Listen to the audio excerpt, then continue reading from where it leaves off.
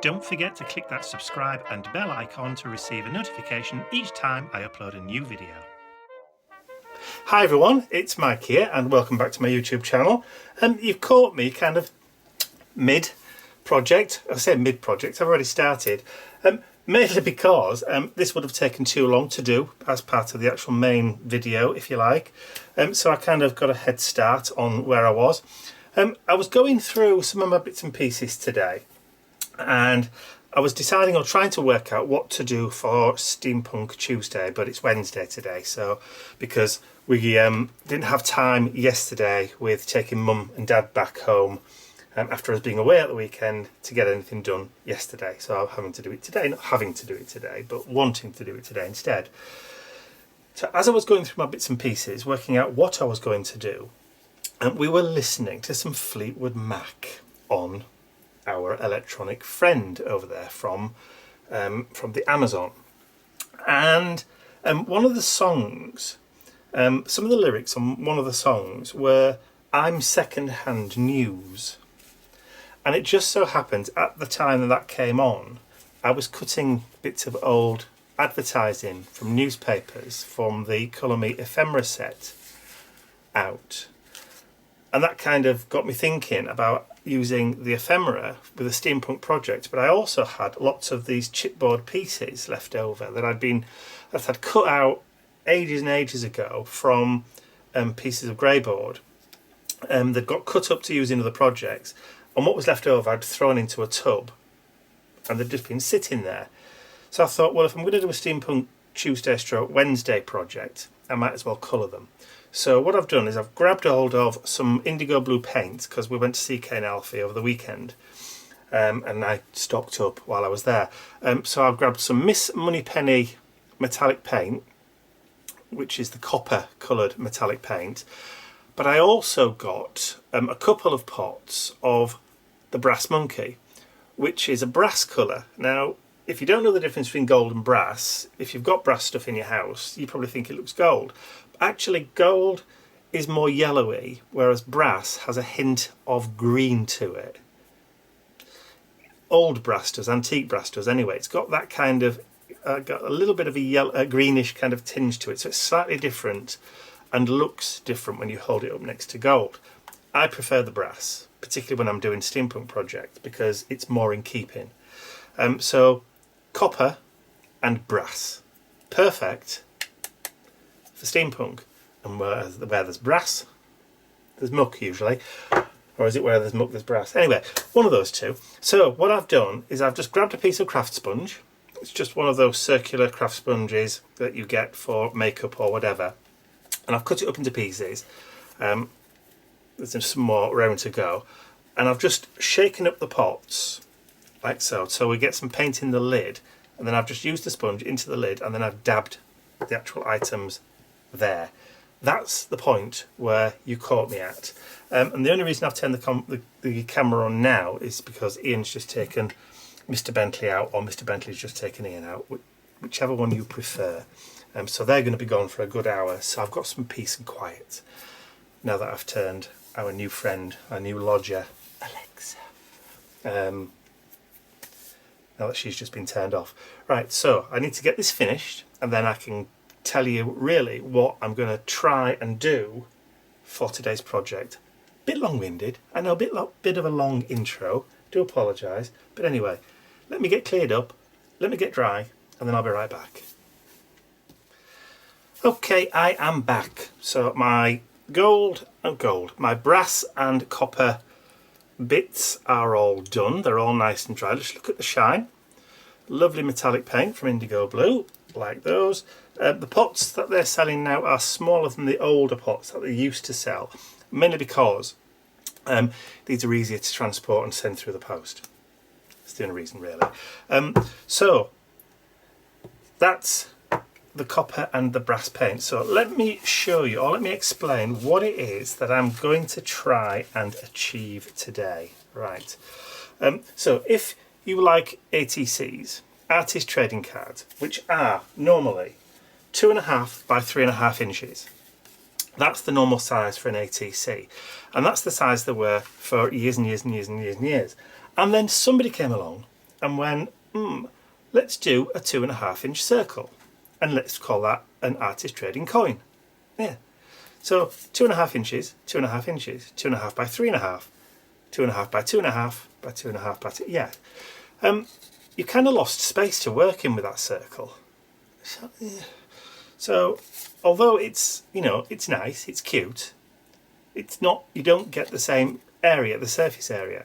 So I thought to myself, well, 2.5 inches by 3.5 inches was the accepted size for an artist trading card for many years.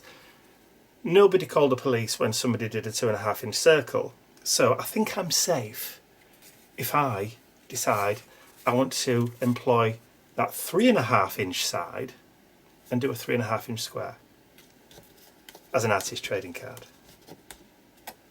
Yeah, but you know, I don't suppose it really matters, but that's what I'm going to do today. So I've got this piece of watercolour cardstock that I've cut at 7 inches by 10.5.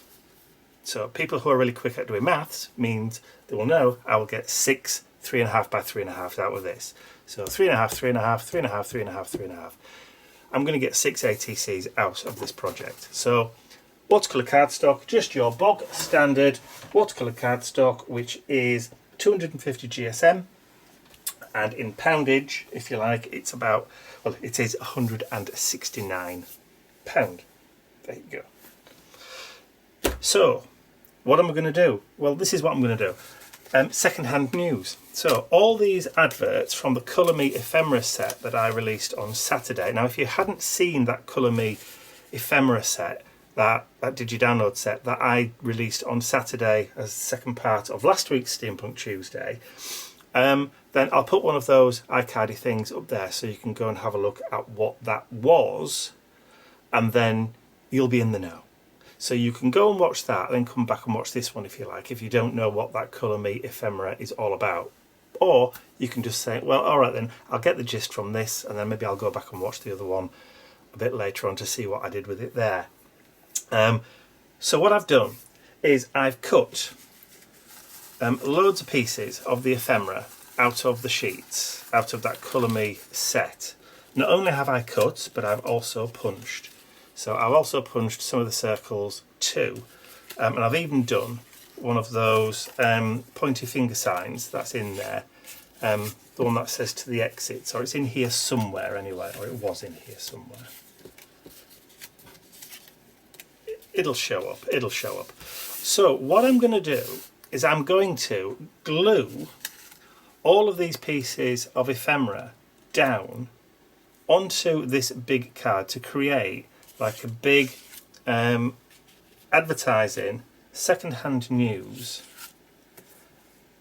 masterboard. And I'm going to just go around and I'm going to glue up, and I'm just going to go up to the edges. Doesn't matter if they overlap on the inside, I'm going to try and keep them straight on the outside. There, when I cut. And I'm just going to use, excuse me, I'm just going to use ordinary glue. But I'm going to use the spirit glue. Now, somebody said to me, I don't know what spirit glue is. What is spirit glue? Well, it's glue that's made with alcohol rather than with water. Hence the spirit. But it doesn't tend to bow or buckle your paper once it's dry. That's the only difference. You've still got bits of wiggle room, just the same way that you have when you use ordinary PVA or school glue. But the spirit glue that you can get is usually clear. Does smell a little bit, but it does tend to not buckle your paper, which is why I like using the spirit glue. So if you wanted to know what spirit glue was, or didn't know what spirit glue was, what the difference was, now you know. So that's that first piece down. So what I'm going to do is I'm going to go away. You'll be able to see me do this. I'm going to go and start gluing down all these pieces of ephemera, and I'm going to cover this entire piece of the 7-inch by 10.5-inch block, overlapping. And then when I've got everything covered over, I'm going to start sticking down some pieces, the little bits, to fill in gaps and just break it up a wee tad. So what I will do is I will stick on some appropriate, or maybe not appropriate, music, and I'll join with you when I've got the first layer of everything stuck down. See you in a little while.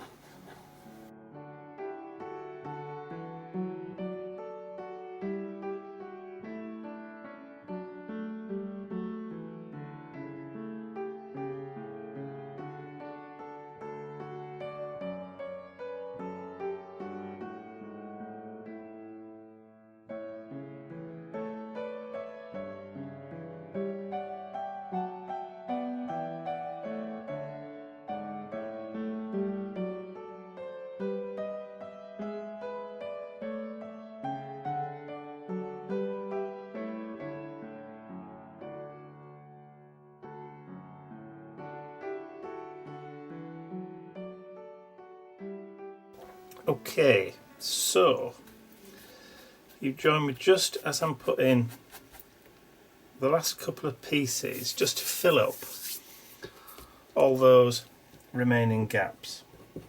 So there's only one more gap left to fill, and then we've covered the entire sheet, and it's just here.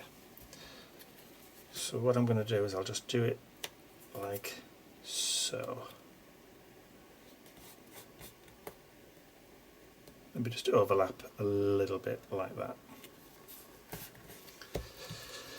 So that's covered my entire 7 by 9.5. So what I'm going to do now is I'm just going to come back in and bring in some of those smaller bits, the circle bits, just to break up some of those bigger, larger lines, like there.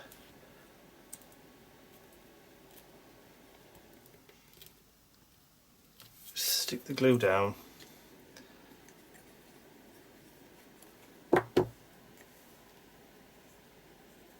Like so.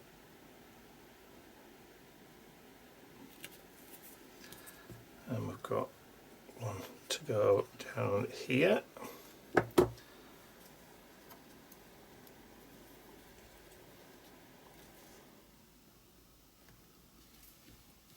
And then I've got a rather large one, which was 1.75 inches. So I think, yeah, I'm going to stick that about there.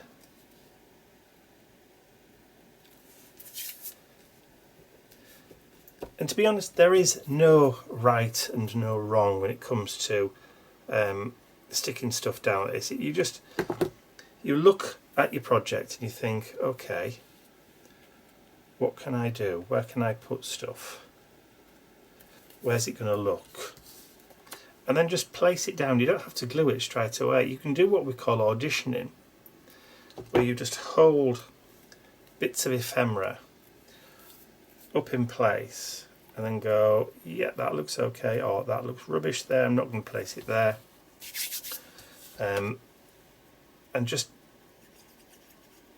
see what it looks like.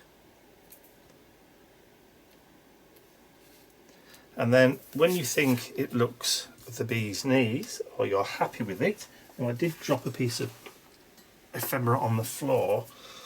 Which one was it? It was that one. Hovnden's Easy Hair Curlers. But I think actually I've got enough big pieces down. I don't really think I maybe need something to cover, maybe just to break up that small area there on the Messano tonic wine, non-alcoholic tonic wine, just to kind of break it up.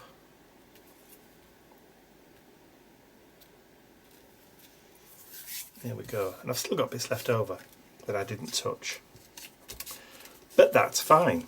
Okay, so they can go back in the pile to use another day in the do not forget. So what I need to do is just need to give that just a few minutes just to dry, and then ooh, that's it. And then I'll be back. Okay, so that's pretty much had enough time there just to dry. Now, let me just see if I can just pop out a little bit so you can see the full thing. There we go.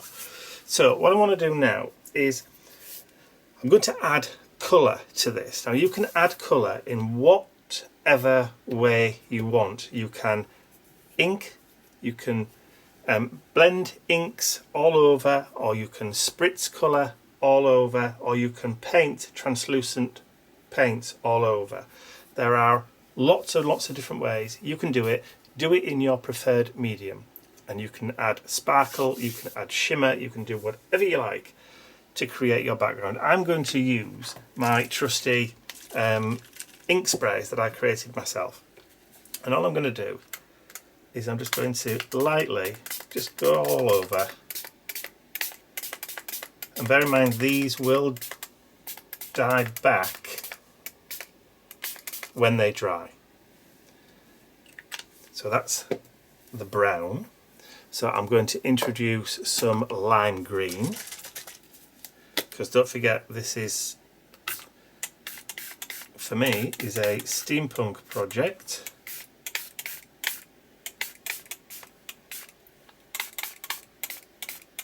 So that's kind of the colours that I'm going for. Now, where there is still some of that spirit glue, it will kind of separate and move away, but that's alright, that's not a problem. And then I want to add maybe just a touch of sea green.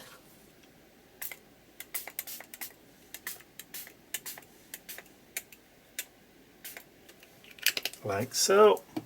And then just a hint of turquoise.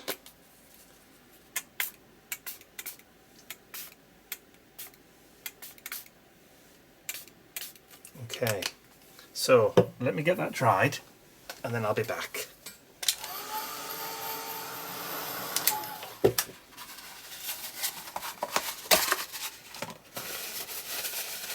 Okay, so I've just stopped it for a second.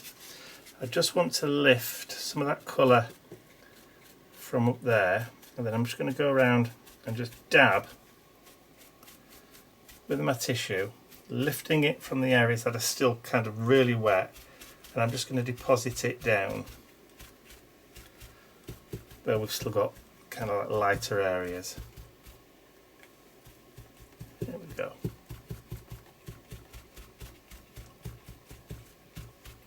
But I'm not worried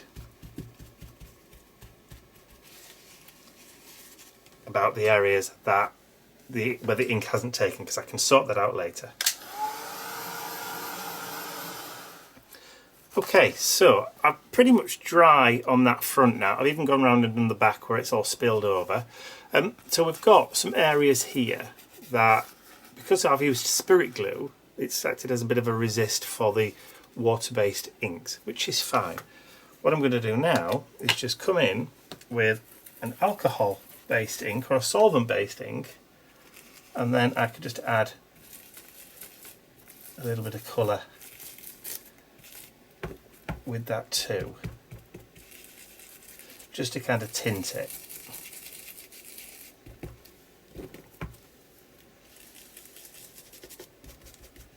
So it's not quite as white. So that's a blue. Probably might need to do maybe a different colour. So let's try the spiced marmalade. Seeing as we're steampunky. Yeah, there you go.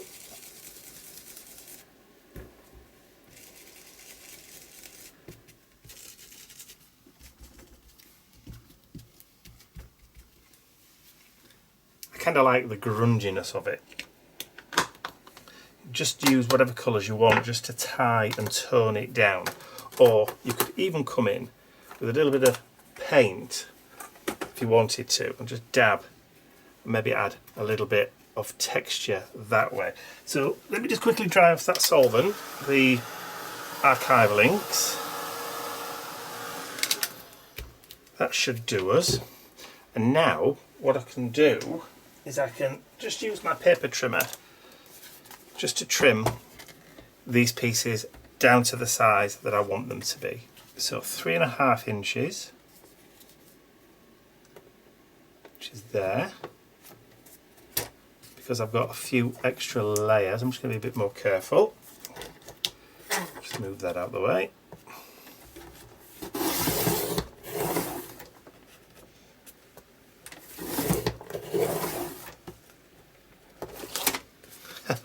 Having difficulty with the thickness. Let's try it from the back as well then.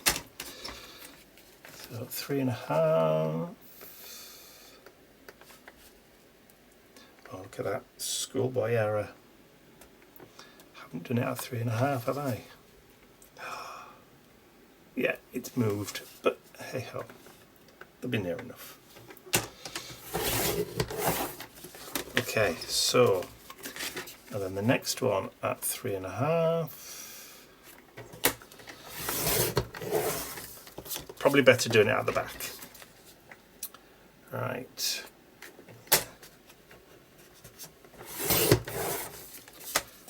Three and a half.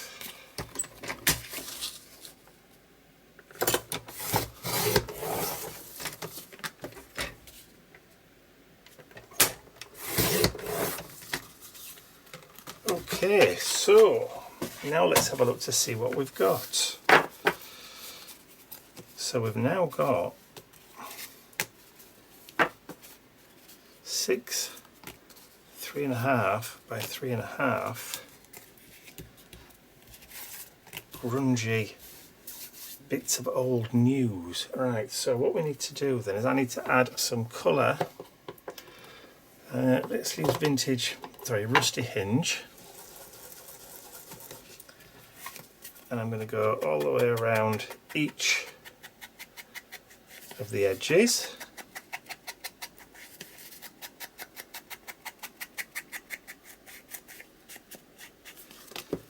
Just quickly whip around these.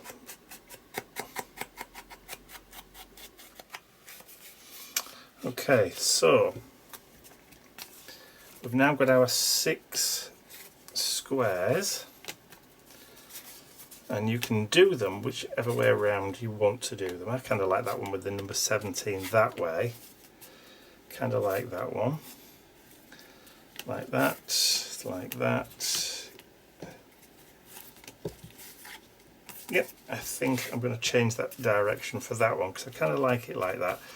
Okay, so the next thing I want to do is I'm going to bring in those copper steampunky pieces, and I'm going to add at least one piece to every square. And they're different sizes,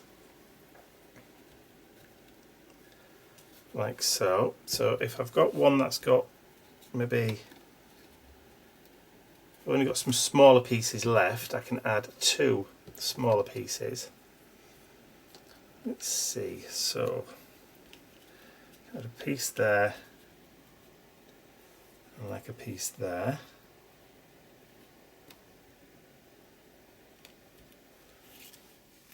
And then maybe a piece up there and a piece down there. Now I also have that key, which I kind of like. So I may even, I might even stick that piece up there. So that's what I need to do next, and I need to add some glue to stick those pieces down. So hopefully, let's have a look now. I won't use the spirit glue again, just in case. This time I'm going to use the Elmer's, but whichever glue you fancy. I keep saying to myself I need to get one of those fine point applicators for adding glue. So, did we say over here?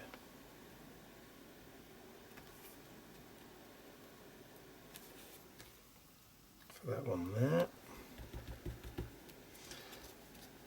And then we'll add some on the back of the key.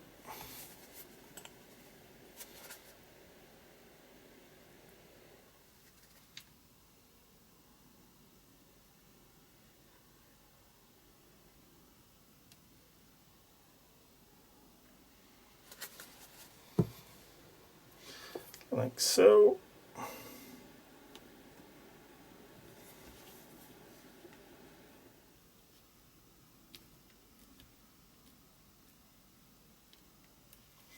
Okay, so the only thing that I'm going to be doing now is just sticking these steampunky pieces down onto the front of the cards. So I'll go away and do that, and then I'll join with you once I've got at least one piece stuck down for every one, and then I'll show you what I'm going to do next. Okay, so I think everything has now stuck down quite nicely. I also took the liberty of just flipping them over and adding my artist trading card panel on the back. So these are the ones which are tailor-made for me because I've printed them out with my details already in. But if you're interested in purchasing a sheet with all these blank so you can do your own at the 3.5 by 3.5, then let me know in the comments section below, or send me an email through my website letting me know you'd be interested in those. So they will be slightly smaller than 3.5 by 3.5, so they fit nicely within the size. So you'll have a little bit of a border all the way around. Okay, so now we've got those done and they're pretty much dry enough to proceed anyway. While I was waiting, I jumped onto the computer and I just printed off a quick strip of quotes, if you like, or titles for each one. So I'm going to put one of these on the front of each of the ATCs, but what I'll do, and they're each individually numbered as well, so I'm just going to cut them out, or cut one out first of all, and this is going to be incredibly fiddly, and I'm just going to go around with that rusty hinge, and I've printed this off onto sticker paper. So this is why I said it's going to get really fiddly, because I'm probably going to struggle to get the back off. He says, come on, let's see if we can do this. It helps when you do our fingernails. Oh, there we go. That actually wasn't too bad. So, and I also now have to make the decision as to be which is going to be number one. So anyway, we'll start in that order, if you like. So, yesterday's news.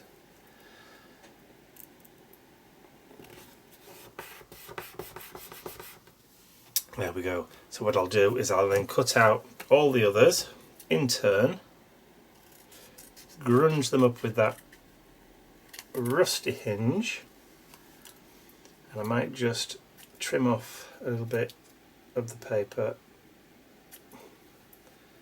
just a bit, so that each one is different. There we go. So I'll go away and do all of these, and then I'll be back.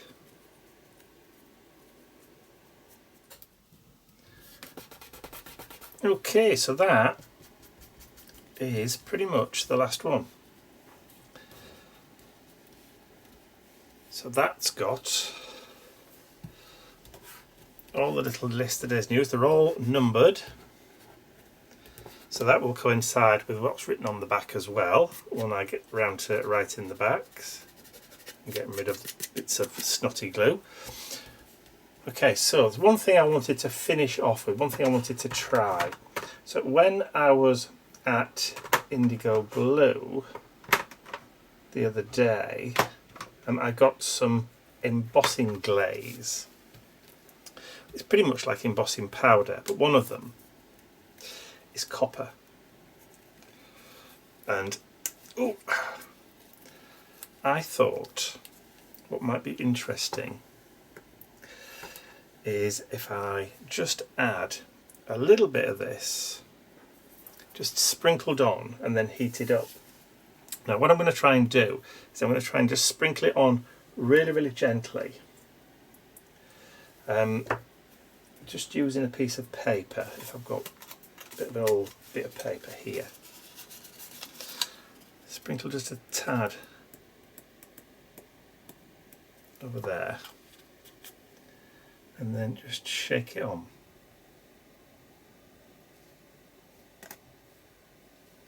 That's it. And I'm going to try and heat it from underneath. Just see what happens.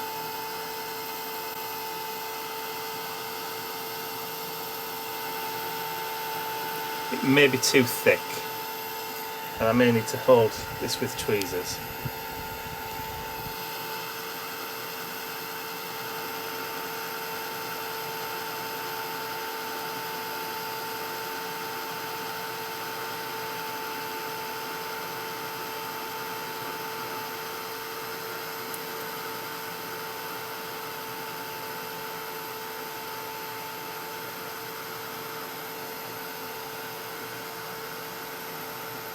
Yep, it's starting to go.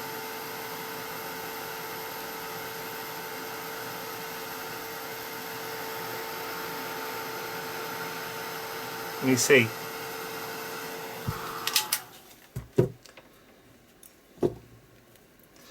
there's now like a splodge of copper just in that edge there. And I'm just going to add a little bit onto each one. Just random.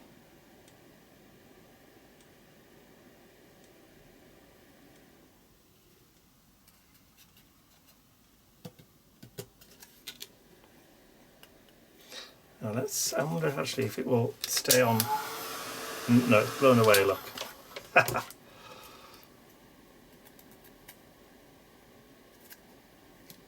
Thought it might stick. Another schoolboy error. I bet there were hundreds and hundreds of you going, no, don't do it.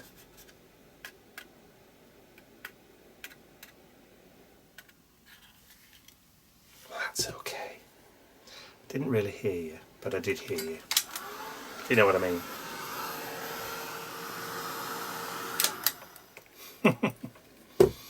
Like it. Proper bit of grunge. Okay, so I'm going to do the same thing to the other four, because obviously we need to do very, very similar to each one.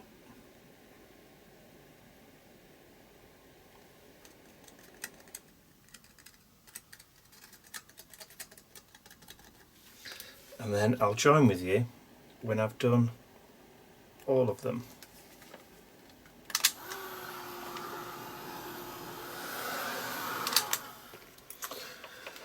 Right, I think that's it. Ian's just walked in while I was just recording that last bit. Anyway, something's burning.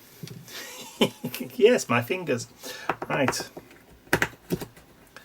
Okay, so number 3, number 6, number 2, number 4, number 1 and number 5. So they've now all got that added sheen of some grungy, rusty kind of copper. Totally irregular, totally at random. And I like those a lot. So all I have to do now is just to fill in the bags, which I will do now, and then I will be back with you in a second.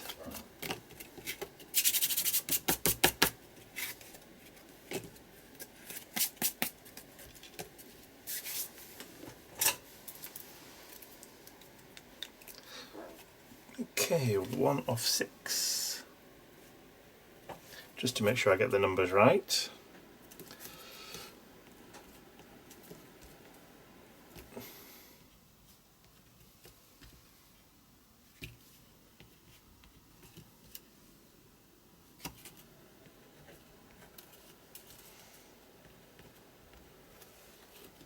Okay, I shall go off and fill in the rest.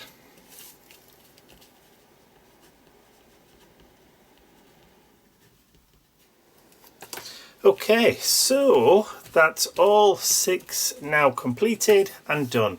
So all numbered: 1 of 6, 2 of 6, 3 of 6, 4 of 6, 5 of 6, 6 of 6, and they've all got the title of yesterday's news, which is the title of the series, done on the 1st of September, and it's a YouTube video project for Steampunk Tuesday, filmed on a Wednesday.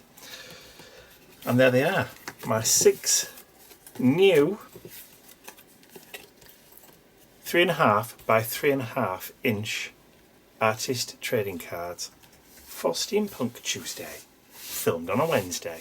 So I hope you've enjoyed watching me create those. If you have, please remember to give the video a thumbs up, share the video with your friends, and if you haven't subscribed to my YouTube channel already, you can do so by clicking the button at the end of the video. And don't forget, if you yourself would like to have those 3.5 by 3.5 inch artist trading card back templates, then let me know by putting a yes please in the comments, or send me a message through my website. Okay, that's it for me for now. I'll see you all again very, very soon.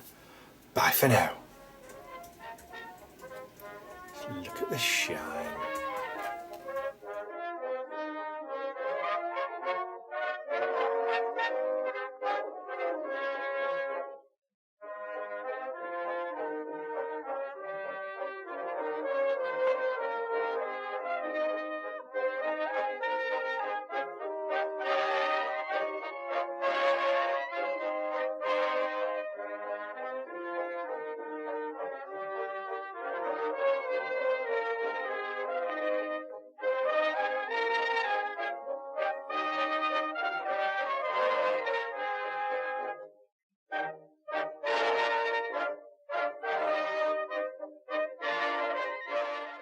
I'd like to say a huge thank you to all of my angels, because without you, these videos would not be possible. Thank you.